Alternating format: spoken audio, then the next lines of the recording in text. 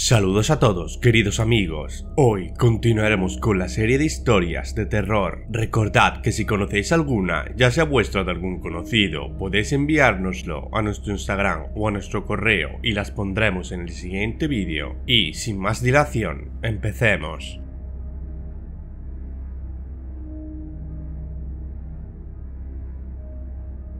Las ancianas del pueblo siempre advertían que cuando la luna se mostraba amarilla no había que salir de casa. Las ventanas debían cerrarse y las cortinas correrse, pues seres malignos salían para bañarse con la luz enfermiza del satélite y para alimentarse de almas o de carne humana. Pero esos cuentos de ancianas no tenían credibilidad alguna para un chico de ciudad como Pablo. Era verano, hacía mucha calor y no pensaba asarse por culpa de las locas creencias de su abuela. La luna estaba amarilla, sí, como un queso enorme redondo, y su luz brindaba a las calles del pueblo un aspecto fantasmagórico. Seguro que una foto de la luna le daría una buena cantidad de likes en Instagram. Tecleando el pie de imagen en su móvil mientras regresaba a la cama, no se percató de que algo más que los tejados de las casas aparecían en la fotografía hasta que ésta no se cargó por completo. Miró asustado la ventana, pero no había nadie. Aunque no recordaba haberla cerrado, ¿la había cerrado? Intentaba recordarlo cuando un crujido del armario frente a su cama lo sobresaltó. En un momento dado, alzó la cabeza y su piel palideció de golpe. Delante del armario, una figura negra de forma indefinida aguardaba. Un débil brillo iluminaba dos esferas negras como canicas relucientes, pupilas dilatadas que se clavaban en él. Sintió miedo y una voz en su interior le dijo que quizás, si perdía el alma, no le dolería demasiado. Sin embargo, el sonido de un relamido, el olor a hierro y un largo punzón en la mano le revelaron que su abuela, ahora perfectamente reconocible al adaptarse su vista a la oscuridad, lo iba a castigar bebiéndose su sangre. Si no había creído en historias de viejas, nadie creería en cuentos de brujas.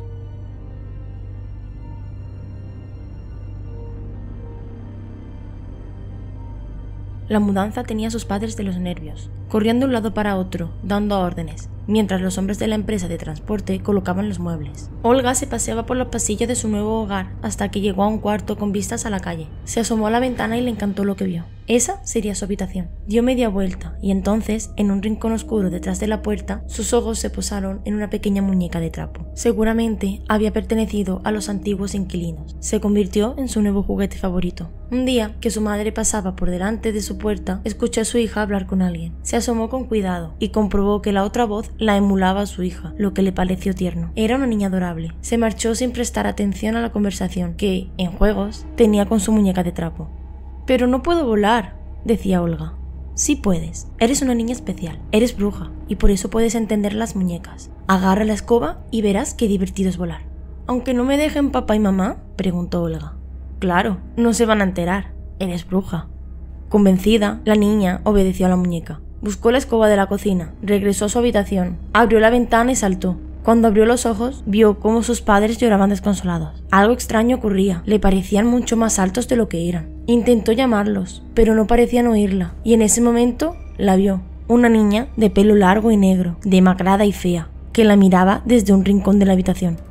«Llevo años esperando a que alguna niña ocupase mi lugar. Si tienes suerte, a lo mejor no tienes que esperar tanto como yo».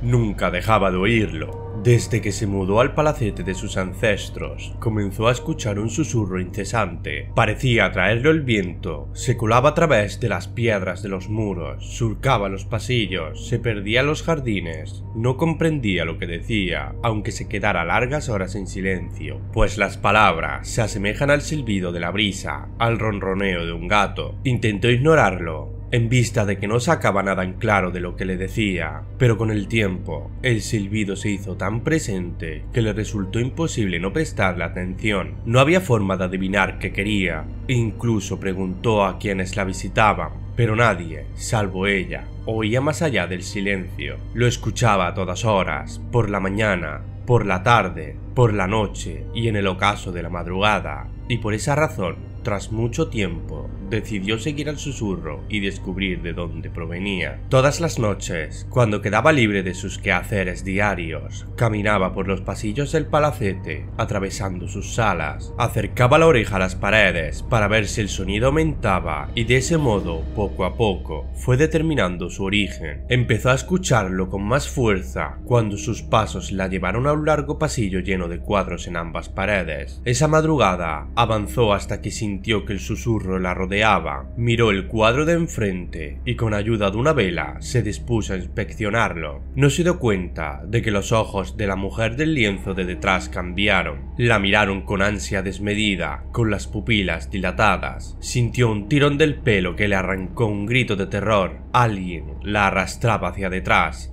harta de vivir en un mundo pintado.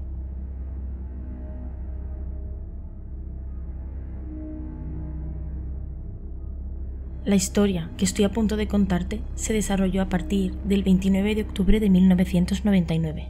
En ese año comenzaron a suceder algunos sucesos inexplicables que se salían de lo normal. Tanto era así que me llegué a plantear si estaba empezando a perder la cabeza. Aquel año, por motivos laborales, mi marido, mi pequeña de 6 años y yo tuvimos que cambiar de residencia. Nos mudamos a una casa grande a las afueras de Madrid. La verdad es que pensar en ello me hacía bastante ilusión, porque íbamos a contar con más estancias de las que teníamos en la antigua casa. Incluso íbamos a tener un jardín para poder disfrutar con la familia.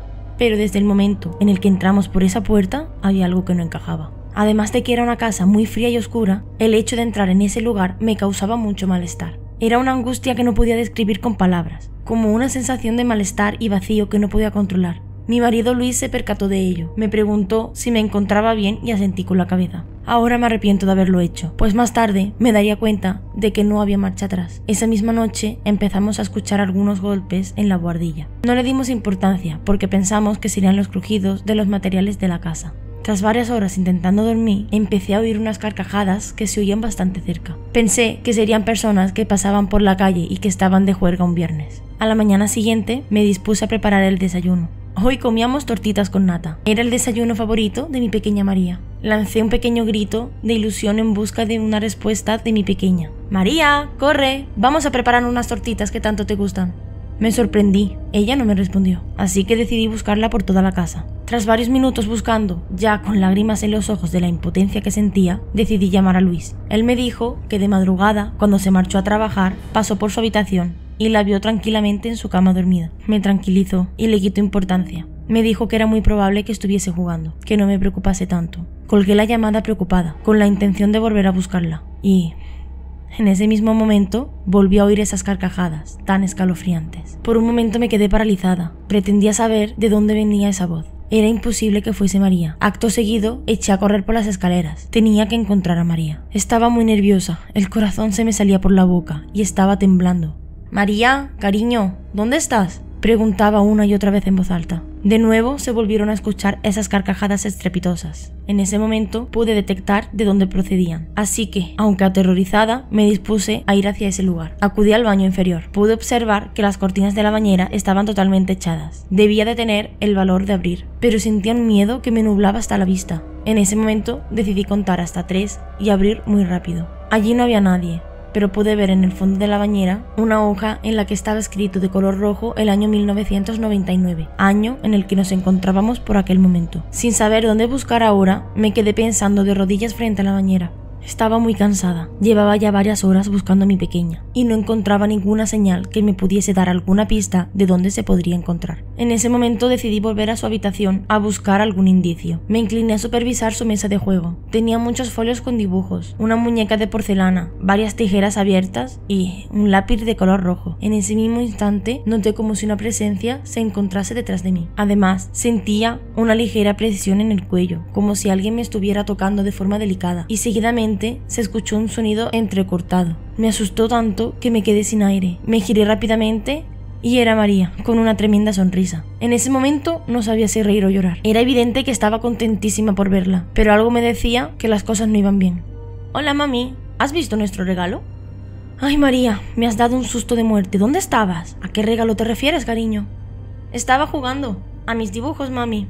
Reconozco que en ese momento no le di importancia a la palabra clave, nuestro. pero estaba tan asustada que solo presté atención a que mi pequeña estaba a salvo, pero pronto me daría cuenta de lo que estaba pasando realmente. Llamé a Luis para comentarle que todo estaba bien y me volvió a recordar que no me preocupase tanto, que los niños juegan mucho y que ahora más todavía con una casa tan grande. Estuve unas horas intentando controlar mis pensamientos, intentando pensar que eso fuese así, pero esas carcajadas tan desagradables me tenían muy enredada en mis pensamientos. Llegó mi marido de trabajar y pasamos la tarde recogiendo los trastos viejos que estaban esparcidos por la casa. Pronto anocheció y nos pusimos los tres a cenar. Ese día había notado un poco dispersa a María. Se lo comenté a Luis y me dijo que a él veía que todo iba bien, pero yo notaba a mi pequeña distinta, como si estuviese pendiente de otra cosa. Mientras cenábamos, observé en ella un comportamiento que me asustó mucho. María comenzó a reírse y se apresuró a mirar rápidamente debajo de la mesa. Acto seguido pregunté: ¿Qué haces, cariño? ¿Qué hay bajo la mesa? A lo que respondió: Nada, mami, solo estoy jugando.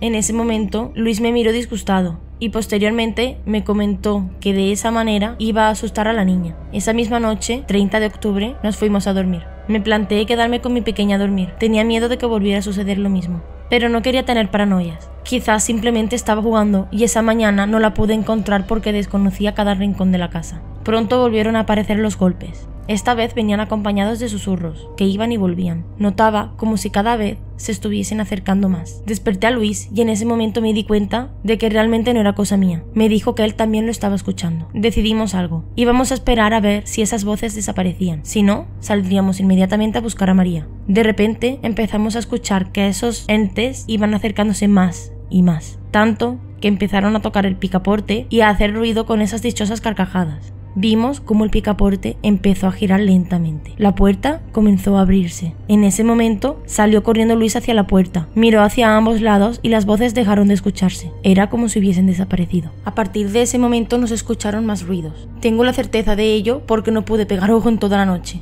Tras este suceso, me fui corriendo a la habitación de mi hija para no dejarla sola y poder protegerla. Estuve un largo tiempo acariciando su pelo y aportándola calor. Notaba su piel muy fría. Entonces me di cuenta de algo. Tenía una pequeña herida en el cuello. Me fijé en que su herida aparecía de nuevo con los dichosos números 1999. En aquel momento pensé que si se lo decía a Luis iba a volver a decirme que eran paranoias mías. Así que decidí investigar por voluntad propia. Dentro del armario de su habitación pude encontrar una pista. Había un pequeño agujero. Estaba muy oscuro. No sabía si adentrarme en él porque me daba mucho miedo. Entre tanto, se me ocurrió algo, preguntar a mi pequeña. Pensé que ella podría saber algo.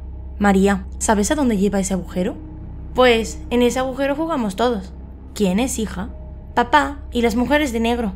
Estaba aterrada, no me lo podía creer. Luis estaba tramando algo. Me pensaba que era un buen hombre y que el cambio de residencia lo realizó por el cambio de trabajo, pero no estaba en lo cierto. Planeaba algo, y era algo muy oscuro. Enseguida y en silencio cogí mis cosas y las de María y me dispuse a salir por la puerta de la entrada. En ese momento salió, literalmente, de detrás de las paredes, una mujer vestida de negro y de cara pálida. Comencé a gritar y a correr con mi niña en brazos. Me agarró del brazo. Pude ver en su mano los números inscritos 1999, pero esta vez a dos la vuelta, y con un pequeño detalle que antes había pasado por alto: 666 y una T invertida. Me topé con la realidad. Era el número del diablo y una cruz invertida. Luis estaba metido en una secta satánica y querían a mi pequeña para el día de Halloween, pero yo no iba a dejar que se la llevasen.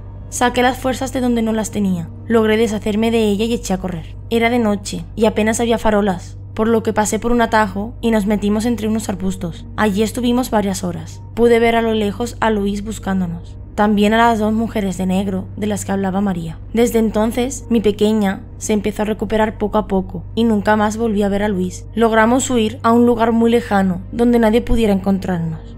O eso pensaba. Y hasta aquí nuestra 10ª parte de historias de terror. Esperamos que os haya gustado. Recordad suscribiros y darle a la campanita para no perderos ningún contenido. Os agradeceríamos que le dierais like y compartierais el vídeo para ayudarnos a crecer. Muchas gracias por estar una semana más y nos vemos en la siguiente. Mucha suerte a todos, queridos amigos.